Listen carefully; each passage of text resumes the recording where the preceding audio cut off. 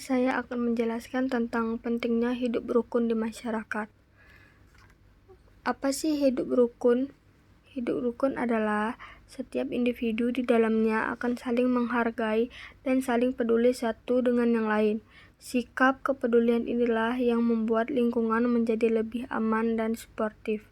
Berbagai tindak kejahatan pun bisa diminimalisir ketika setiap individu mempunyai rasa kepedulian yang besar.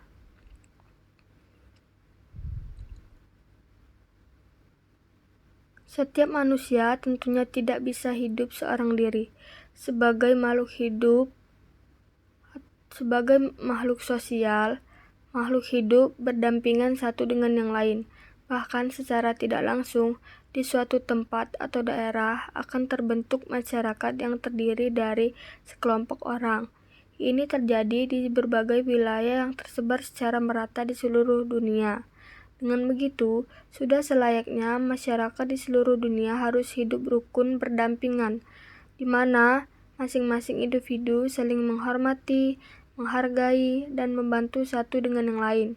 Bukan hanya itu, sekelompok masyarakat di setiap wilayah juga perlu saling bergotong royong untuk menciptakan kehidupan yang aman dan damai.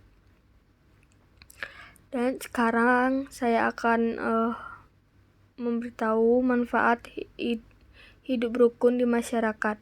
Yang pertama itu ada saling membantu.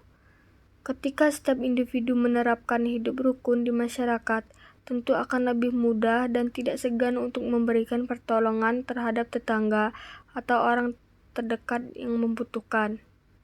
Yang kedua adalah meningkatkan toleransi antar sesama. Toleransi dibutuhkan pada sesama masyarakat Indonesia agar bisa saling membantu satu sama lain tanpa memandang suku, agama, ras, dan antar golongan. Toleransi merupakan sikap untuk mengerti, memahami, dan menerima perbedaan antar individu. Sikap ini tanpa paksa dan tidak ingin memaksakan orang lain untuk melakukan hal yang sama. Hidup rukun dan toleransi adalah dua hal yang harus diperhatikan agar hidup harmonis di tengah keberagaman masyarakat. Yang ketiga adalah mampu menerima perbedaan antar sesama. Manusia memandang dan menyikapi apa yang terdapat dalam alam semesta bersumber dari beberapa faktor yang dominan dalam kehidupannya.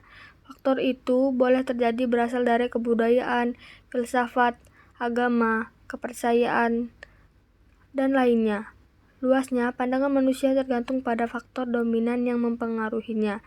Menghargai perbedaan dilakukan sesuai norma dan hukum yang berlaku di masyarakat dan negara. Bila ada perbedaan, musyawarah untuk mencapai mufakat adalah jalan yang terbaik. Manfaat hidup rukun agar peduli terhadap lingkungan.